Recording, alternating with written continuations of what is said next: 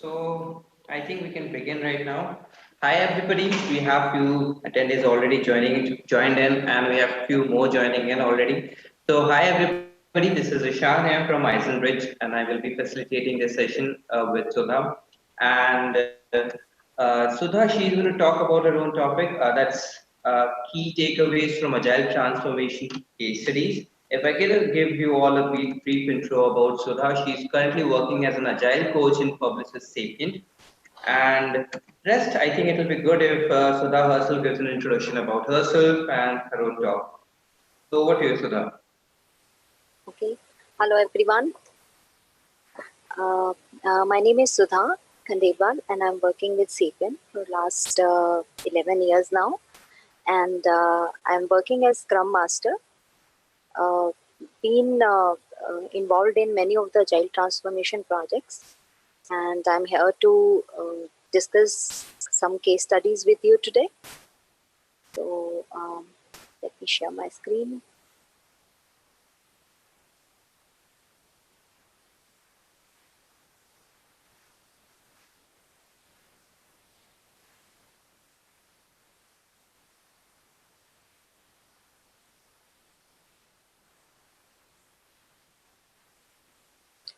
So are you guys able to see my screen now?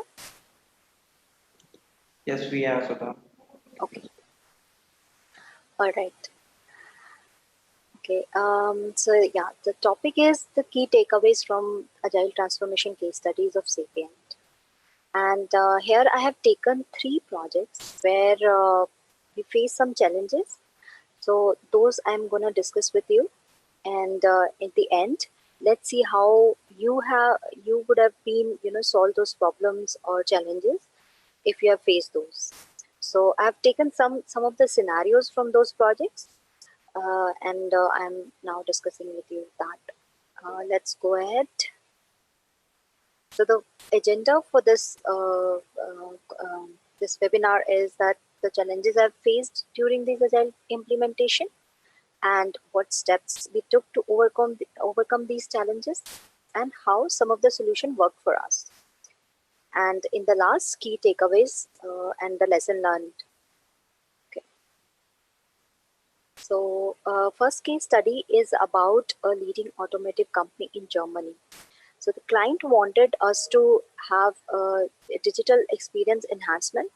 They are right now working on a Adobe Experience Manager 6.0, and they wanted to upgrade from that to 6.4. So there are 21 markets spread across spread across Europe and UK with single template. So that we needed to merge, and there were a lot of components which these markets and dealers using, and they are creating their own components out of this Adobe Experience Manager. So everything is scattered. The client wanted us to merge those components and create a holistic view for them. And they wanted to deliver this project using Scrum framework. Now, during this implementation, we faced some challenges. And the biggest challenge which we faced was the the contract type. So there are 3 contract types which usually are there in my organization, which is a time and money T&M projects. One is retainer and one is fixed scope project contract. In that, you have a fixed scope and you have a fixed capacity, and whatever you want with those with capacity, you just implement that with that fixed capacity, the fixed scope. Now what happened is that doing this kind of work in a Scrum approach is absolutely different thing. So you can't really have fixed scope and doing that with Scrum methodology. So there is a disconnect there, and that becomes a challenge for us. So what we did is we planned 4 or 5 workshops with client, where we asked client to come over to India from Germany, and we also went there. And we actually we actually note down everything and discussed everything, the smallest, minutest details for that project. So, be it definition of done, be it definition of ready, Jira workflows, travel plans, who will go when and what workshops we'll plan, the day to day meeting alignments and cadence, the communication plan, everything was discussed and written down. So this we usually also do in other projects also, but this time the issue was that with the scrum being implemented, we needed to align everybody on the same page, and that's why this becomes a very important topic to discuss: the approach, the roles and responsibilities, who's the number of people going to be in those scrum events. So when we did that, so that solved a bit of a problem, that how we gonna deliver the FTFP project with Scrum. So that was one of the solution which we implemented. The other challenge we faced was the traditional reporting. So client was coming from a very old type of ways of working, and they want everything in the Excel and PPT, and there were a lot of communication points were uh, planned. So there are daily connects with client, where a lot of other tracks also updating the project reports in Excel and in PPTs, and line by line they are used to tell their statuses each day to client. So most of the time team's focus was to update those Excel sheets, update those PPTs, and not really on the delivery. And there were a lot of checkpoints were planned, so it taking lot of time of of whole team. So what we did is we stopped using the Excel first. We moved to Confluence, and then we invited PO to live the 2 week sprint with the team here in India, because we felt that there is a trust issue with the client, because they have never worked with the in the GTD model, and they are not very becoming comfortable with team being here and they are there and nobody. I mean, they feel that they are losing control and not able to see what we are doing. So first we asked them to come over, and we lived a 2 week sprint with them and aligned them with we did all the scrum events with them. So they have started gaining the trust that even in India people are able to give all the statuses fully transparent, and that with gradual, with sprint 2 3 4, the trust increased, and this is how we overcome this challenge. Okay.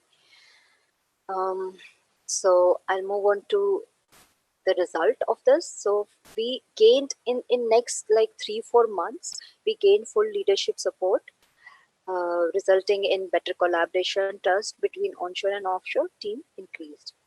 Second is that 90% reduction in travel budget, because there were 4-5 workshops we planned in the initial phases of the project, because there were lot of disconnect between the all the parties, because the client was there and there were some vendors also involved, and say, and our company also involved. So this was reduced drastically later on. 30% increase in productivity in the initial, and then it increased a little more, because the team's focus was more on delivery than the spending the time in correcting the Excels and correcting the reporting dashboards, etc. So that was removed, most of the things being automated. So this is one of the case study. I'm moving on to second one now.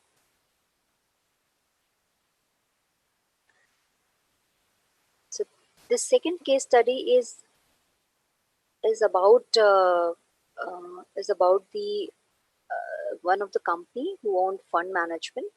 So they used to have a lot of reporting, and they are creating a they are creating a middle system where which will be consumed by some of the projects which who will gonna create another software on top of it using those APIs and using those software which we are creating, application which we are creating.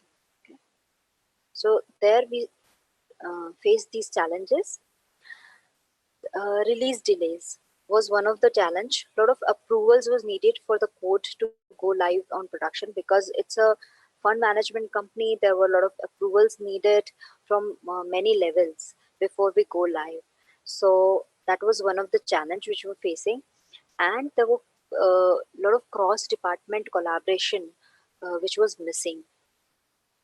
So to overcome this challenge, what we did is that we planned lot of a lot of meetings and some informal offsites also within the department where we called out another team event company also who did some team building activities, and uh, we unearthed a lot of real issues from there.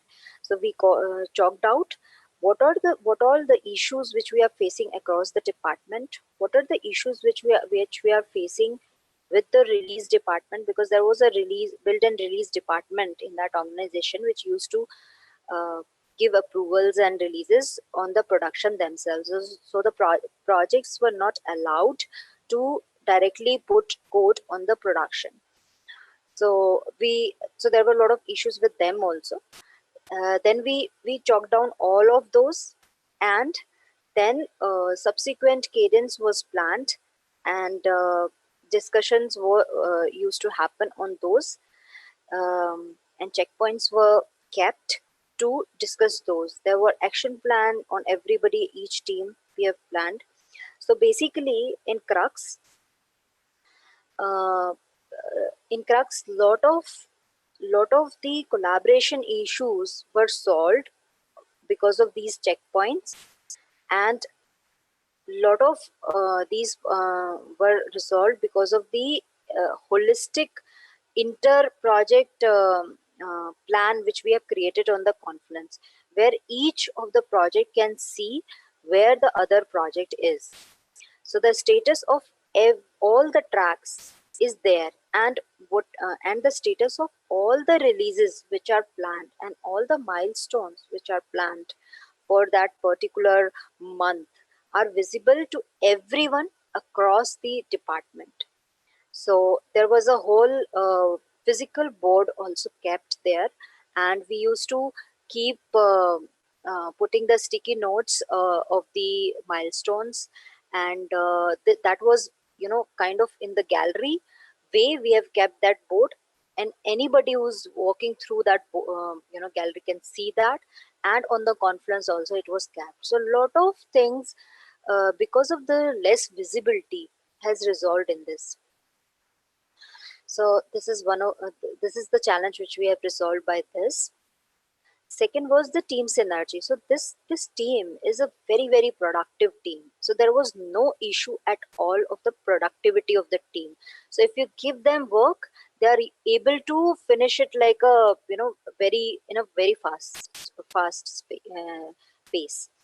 But the issue was coming when they used to take each other's work and work on top of it. So the collaboration between those team members was little less. um, so that was the issues because they used to work in their silos and on their part. uh, so the team synergy was less, and that is becoming challenges because overall sprint goal wasn't we were not able to achieve. Then to solve this, what we did is we again planned a lot of fun events, a lot of brown bag sessions, L&D sessions, offsites were planned, and a lot of celebrations like birthday, joining dates, and fun time, fun hours we have planned, and that was really helped because people earlier didn't even know that this person has a lot of fun qualities. They can sing, they can dance, they can do a lot more than what they are actually working. And because the environment was it's a government organization, and nobody used to talk to each other very openly, and that started clearing up. So they started talking to each other, they started knowing each other better, and then the synergies and the collaboration increased, and we were able to resolve this challenge. What we gained out of it is that after 3 months, teams started to appreciate each other, and they also started to understand that sharing is not really time wastage but very very valuable. 80% reduction in defects raised by other departments. uh, the way we have solved the department issue, which by the board we have created offline and online, both ways. And 30% reduction from the issues raised by the release approver team also, because they were able to see what's coming in their way, and we have actually defined the whole release cycle for them, that we will, every team needs to give them 1 week of heads up, and that will become in the queue, that this is something coming in their queue, and that was managed by this. So ultimately, smooth functioning of the work across departments and more on time releases. So this is the second, and now I'm moving on to the third case study. Please let me know if you think that I'm speeding up, or if you are not able to understand me. I'll slow down a bit. Otherwise, I'm keeping my pace as is.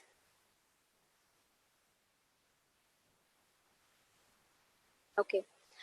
The third case study is about, again, about an automotive company, and it is a very big company in Japan and France. So in this, there were two companies which are having the collaboration, and they wanted to bring everything on a single platform. So for both of those companies, there were like 300 plus markets, and there were thousands of dealer websites also there. And they again wanted to implement the agile framework. And there were four offshore four offshore um, locations where team used to work. So in this, the challenge which we faced was the SLA calculation.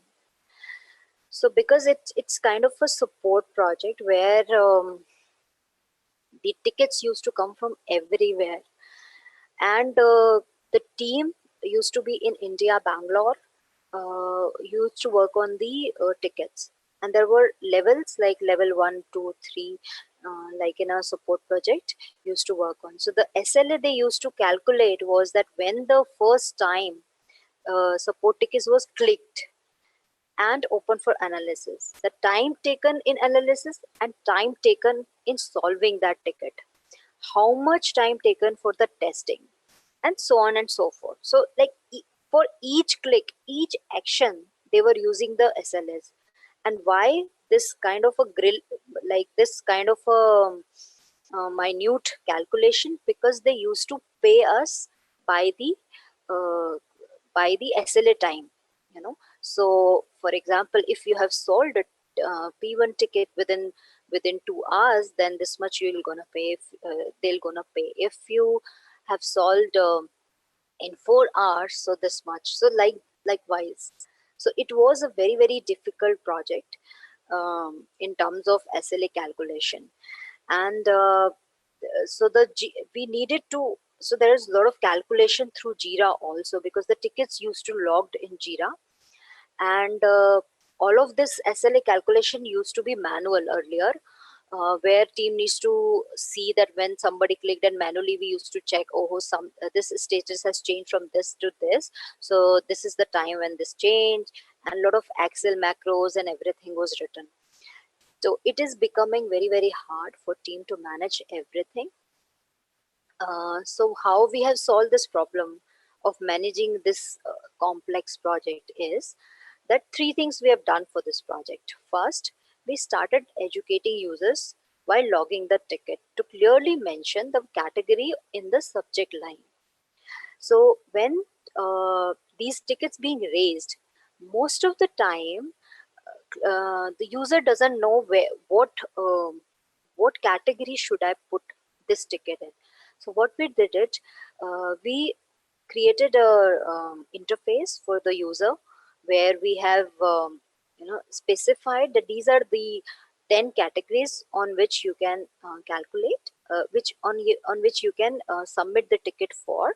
And then that solved a little bit problem, because it is for become easier to trace those tickets, and we directly able to send it to the right queue, which wasn't possible earlier.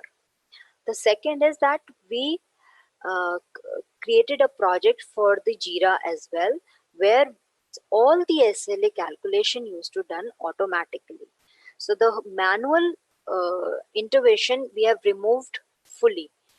So a lot of it took some, for around 4 to 5 months to do this Jira administration project, because there were a lot of SLA calculation in the backend needed to do, and automatically a report used to generate. So, and that was sent to all clients as well. So this has solved uh, a very very big issue of manually automating the SLAs and mining the data in the Excel sheet.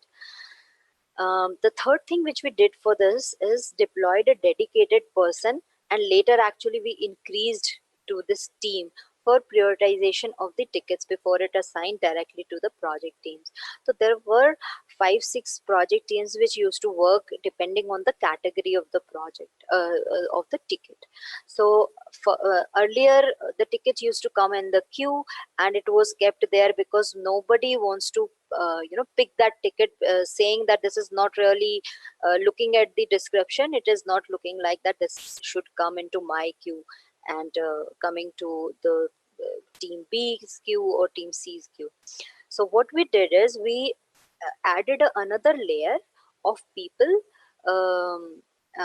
who used to just do prioritization of the ticket and putting into the right team's queue, so that they can then directly start working on the ticket, rather than it is just lying in the queue.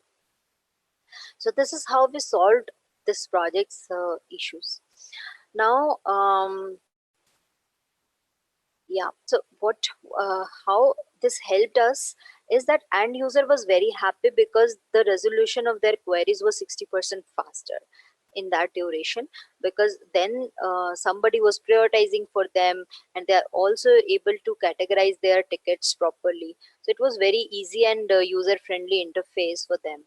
Second is that leadership team was happy because less escalations was used to happen earlier, because P1 tickets were there, P2 tickets were there and not able to resolve it on time. Now the speed of uh, resolving those were really increased. 30% decrease in the number of new tickets, and 25% increase in the productivity and the morale of the team, which used to struggle with each other in the track itself and with the other project teams also.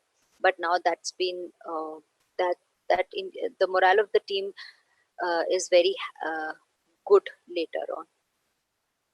Now the case these are the three case studies which I have discussed.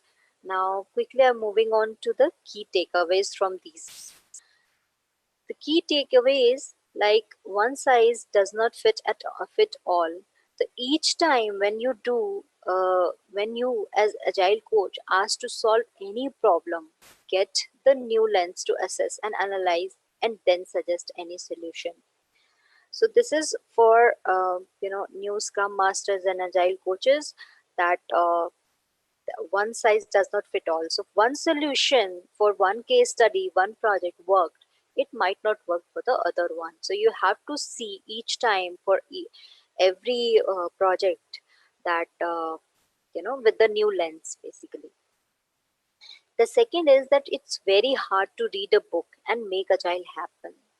So agile requires discipline and it is flexible and designed to adjust on the fly. But with each new project, with each new organization, um, they are actually they are using, so not the whole organization is using the agile mostly, so they are just experimenting with one or two projects, and they fundamentally still in the old mindset. So we have to be patient and show some empathy along the way, and then when in their shoes we need to suggest the new ways of working for them. Okay. The third is agile coaches need to hang in there. So what happens is when any organization asks for the consultancy for the agile coaches and experts, we go there, implement some things, and when we come back, so our job is kind of done. But no, really, as agile coaches, it's our responsibility that we create some change engines. We create some of the people from within that organization, within that project, so that they can work in future along the way. So they should not be depending on you even after you leave the organization, even after you leave the project. Okay, the fourth is the architectural foundation. I i can't emphasize this more, because this is like really important. We focus on ways of working, but we don't really focus on the architectural foundation. To agile says that you the people think that we implementing agile will enable them to faster time to market, make their customer happy, and all of those things can't really happen until we put in some automation, we put in some continuous releases, continuous delivery, continuous testing. So for all of that, we need to invest in some of the tools. We need to holistically and futuristically invest in it and create a seamless experience for everyone involved in the project. Another point is the business agility. So like I said, that most of the organization is starting uh, with small, which is fine, because you want to do a first sample project, well, you want to do some one of the department, but then it fades away after some time if that if you have just implemented in your IT department or one or two more departments, and then it's gone. The departments which are basic to the organization roots, like HR department, finance department, infrastructure, or sales department, marketing department, those are the departments we actually needs to make agile, and then only you can say holistically that our business agility can be achieved. The uh, the last is the be a role model, have growth mindset, read, keep yourself updated, and take help from mentors and agile gurus, which we have in our networks, and make use of it. So that's it, guys. uh, I wanted to share. Please feel free to uh, ask any questions if you have. Thank you so much, Sudha. It was a great session indeed. And yes, we are almost done with the time, but then we have one question already from Prerna. Prerna Malhotra is asking about the case study 3. Were you using Kanban or Scrum? And it has a second part of the question. If Scrum, then please elaborate on the fitment. Okay. So, hi Prerna. We were using Kanban within those tracks, within those projects. So, like I said, that we had like 4 5 teams working on the support tickets. So, within the projects, those teams, basically within those Scrum teams, we were using Kanban boards, and we taking the tickets and going through those swim lanes. So yeah, so answer is that we were using Kanban. Okay.